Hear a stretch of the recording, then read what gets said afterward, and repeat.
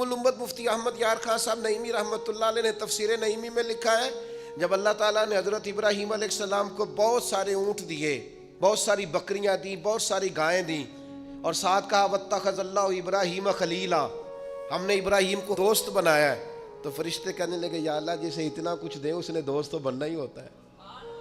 فرشتوں نے کہا نا، انہوں نے پہلے بھی کہا تھا نا کہ یا اللہ یہ خون ریزیاں کریں کہ زمین میں اگر تو بنائے گا تو۔ فرمایا جاؤ جا کے میرے ابراہیم کا امتحان کر لو۔ فرشتہ آ گیا اور آ کے اس نے کیا کیا، وہ بیٹھ گیا، بڑی بڑی فصل تھی اس کے بیچ، اور بیٹھ کے اس نے تسبیح پڑھنی شروع کر دی، سبحان اللہ والحمد للہ لا الہ الا اللہ واللہ اکبر، اللہ کا ذکر شروع کر دیا۔ نا علماں وچ پھسا سانو تو یار دی گل سنا سانو، وہ ذکر کر رہا ہے۔ حضرت ابراہیم علیہ السلام نے مچلتے دوڑ، ادھر دیکھو میری طرف، بندہ خود کتنا بھی ذاکر کیوں نہ ہو، کبھی کبھی کسی کے منہ سے یار کا ذکر بڑا ہی پیارا لگتا ہے۔ میں نے ایک محفل میں حاضر تھا تو نعت کا نعت پڑھ رہا تھا، تیری نسبت نے سوارا میرا انداز حیات، میں اگر تیرا نہ ہوتا سگے دنیا ہوتا، سگ کا معنی کتا، اگر تیرا نہ ہوتا تو دنیا کا کتا ہوتا، میں بھی کہیں مال کما رہا ہوتا، میں بھی کہیں چکر میں پڑا ہوتا دو کے تیری نسبت نے سوارا میرا انداز حیات، میں اگر تیرا نہ ہوتا تو کوئی سگے دنیا ہوتا۔ تو میری طرح کے کئی لوگ تھے جو کچھ نہیں ہیں اور اس کے نام پر بڑا کچھ ہے، تو وہ دل تھوڑا لگ سا گیا، کیفیت بن گئی، کوئی آنسو درد بن کے ٹپکنے لگے۔ میرے ساتھ ایک دوست بیٹھے تھے، میں نے ان سے کہا یار آج بڑا مزہ آیا نعت، وہ مینوں کہنے لگے نعت خانے 40,000 لے آ جے۔ میں نے کہا تو جھٹ کو کھلو جانا سی، پہلے دیندے ہو پھر شکوے کر دے ہو۔ اور میں نے کہا ذرا ٹھہر جا، ٹھہر کے بتا، تھوڑا مزہ تو لے لینے دے، کبھی کبھی کسی کے منہ سے سننا اچھا بڑا لگتا ہے۔ کہنے لگا جی نہیں یہ ہوتا ہی نہیں، جن دن پہلوں کرائیے نا۔ میں پھر دیکھے نا کبھی کبھی ذوق عروج پہ ہوتا ہے، میں نے اسے کہا بات سن میری، میں بھی خلاف ہوں یہ جو ڈیمانڈ کرتے ہیں، جو دیتے ہیں، بڑا غلط کرتے ہیں، لیکن آج جتنا اس نے مزہ دیا ہے نا 40,000 تھوڑا ہے۔ آج میرے جیسے لوگوں کو جہاں یہ لے گیا ہے نا، یہ کبھی 1.40 بھی لے تو یہ تھوڑا ہے، اس لیے کہ نا علماں وچ پھسا سانو تو یار دی گل سنا سانو، اوتھے علم دا سکہ نہیں چلتا جتھے عشق حوراں دا ڈیرا ہے۔ حضرت ابراہیم علیہ السلام دوڑے جا رہے، کہاں؟ وہ کوئی میرے رب کی یاد کر رہا، کوئی اس کی پاکیزگی، تسبیح، تحلیل، تکبیر بیان کر رہا۔ اللہ کے خلیل کھڑے ہو گئے، فرشتہ تھا انسانی شکل میں، چپ کر گیا، فرمایا یار ایک دفعہ پھر نہیں ذکر کرتا میرے رب کا؟ کہنے لگا پہلے مرضی سے کر رہا تھا، اب آپ کہتے ہیں تو جتنے آپ کے پاس بکریاں ساری لے لوں گا۔ فرمایا بس جا تیری ہوئی تو مجھے میرے رب کا ذکر سنا، یہ ذرا تجارتیں دیکھو، سودے دیکھو، تیری ساری ہوں۔ اس نے تھوڑی دیر ذکر کیا، چپ کر گیا، فرمایا دوبارہ ذکر کرنا میرے رب کا۔ کہنے لگا وہ ہو گیا، پہلے پیسے پورے ہو گئے آپ کے۔ فرمایا اب؟ کہنے لگا جتنی گائیں بھینسیں آپ کے پاس ہیں ساری لوں گا۔ فرمایا تیری ہوئی۔ اس نے تھوڑی دیر ذکر کیا، پھر چپ کر گیا۔ فرمایا اب کیا چاہیے؟ کہنے لگا صرف اونٹ بچے ہیں، سارے دے دو، اللہ کا ذکر سنا دیتا ہوں۔ فرمایا تیرے ہوئے سارے، میرے رب کا ذکر سنا۔ وہ پھر چپ کر گیا۔ آپ نے فرمایا اور ذکر کر، یہ دیکھو تجارت ہو رہی ہے، کاروبار ہو رہا ہے۔ وہ کہنے لگا اب کیا دو گے؟ فرمانے لگے یہ بکریاں چرانے کے لیے کوئی شخص بھی تو چاہیے نا، یہ اونٹ بھیڑ گائیں بھینسیں چرانے کے لیے کو چاہیے نا، مجھے رکھ لینا، تنخواہ نہیں لوں گا تو اللہ کا ذکر سناتے رہنا، میں تیری ڈیوٹی کرتا رہوں گا۔ نا علماں وچ پھسا سانو کوئی یار دی گل سنا۔ تو وہ فرشتہ اوہو تردامنی پہ شیخ ہماری نہ جائیے، ہم کبھی دامن نچوڑ دیں تو فرشتے وضو کریں۔ وہ فرشتہ تھا، فرشتوں کے آنسو نہیں آیا کرتے، فرشتوں میں وہ درد نہیں ہوتا، وہ معصوم مخلوق ہے اللہ کی۔ فرشتہ کھڑے ہو کے کہنے لگا مالک میں گواہی دیتا ہوں یہ شخص اس قابل ہے کہ اسے اللہ کا خلیل بنایا جائے، یہ اس قابل ہے کہ خلیل اللہ بنے۔ واتخذ اللہ ابراہیم خلیلا۔ یار ساری زندگی صرف وہی تجارت کرنی ہے کہ لاکھ کے 2 ہو جائیں، کوئی ایسی تجارت بھی کرو نا، کوئی ایسا سودا بھی کرو نا. قحط پڑ گیا نا مدینہ منورہ میں، مکہ معظمہ میں، فصلیں نہیں ہو رہی، حالات خراب ہیں. اور آپ کو پتہ ہے جو چیزیں شارٹ ہو جاتی ہیں پھر ان کے دام بھی. یہ سیلاب آیا تھا تو خیمے مہنگے کر دیے تھے مسلمانوں نے، لوگوں کو خیموں کی ضرورت تھی تو خیمے. یہ کرونا آیا تھا تو مسلمانوں نے ماسک مہنگے کر دیے تھے کیونکہ مجبوری تھی نا، لوگوں نے لینے تھے. میں مسلمانوں کی بات کر رہا ہوں چونکہ یہاں قبضہ غیروں کا، حکومتوں کی میری بات نہیں کر رہا. جو چیز شارٹ ہو جاتی ہے اسے کیا کرتے ہیں؟ اسے مہنگی کر دیتے ہیں. قحط ہو گیا، غلہ مہنگا ہو گیا. حضرت عثمان غنی رضی اللہ تعالیٰ عنہ نے کسی ملک سے 10 اونٹ غلے کے بھرے ہوئے بوریاں لدی ہوئی منگائے. تاجر آگے کہنے لگے عثمان آپ بڑے تاجر ہیں تو اس زمانے میں آپ کا مال آ رہا ہے تجارت کا، تو آپ ہم مال نہیں دیکھتے، جو ہے نا اندر، جو جس طرح کا بھی ہے، جتنی قیمت آپ نے بتائی ہے وہ بھی آپ پر اعتبار کرتے ہیں، اس سے ڈبل لے لیں. تو عثمان غنی فرمانے لگے میں نے سودا پہلے ہی کر لیا. سیانے تاجر تھے نا، اس طرح کی بھی تجارتیں ہوتی ہیں. فرمایا میں نے سودا کر لیا ہے، مجھے تو اس سے زیادہ ملتا ہے. ایک تاجر بولا، کہنے لگا چلو 3 گنا لے لیں. آپ نے فرمایا یار میں نے تمہیں بتایا تو ہے، میرا سودا ہو گیا اور مجھے زیادہ ملا ہے. ایک نے کہا 4، ایک نے کہا 5. بالآخر کہنے لگے اس سے زیادہ تو کوئی دے ہی نہیں سکتا، ہم بھی جانتے ہیں سارے مکے کو، سارے مدینہ طیبہ کو، اتنا بڑا تاجر ہی کوئی نہیں. آپ کو کتنا مل رہا ہے؟ فرمایا 700 گنا. وہ کہنے لگے جی یہ سوال ہی نہیں پیدا ہوتا، آپ بندے تو بڑے سچے ہیں، پتہ نہیں آپ کیا کہہ رہے ہیں. اٹھ کے چلے گئے، مال آ گیا. حضرت عثمان غنی رضی اللہ تعالیٰ عنہ نے مدینہ شریف میں اعلان کرایا جس غریب کے پاس غلہ کوئی نہیں آ کے لے جائے. وہ تاجر پھر آئے کہ جناب سمجھ نہیں آئی، آپ تو کہتے تھے میں نے سودا کر لیا ہے.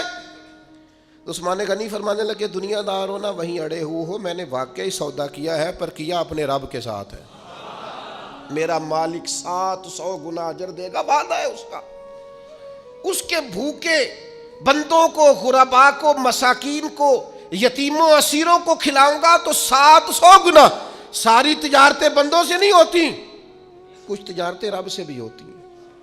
کچھ سودے ایسے ہیں جو اللہ کے ساتھ ہوتے ہیں، جو رسول کائنات کے ساتھ ہوتے ہیں. لہذا ہم نے سودا کر لیا ہے، تجارت ہو گئی.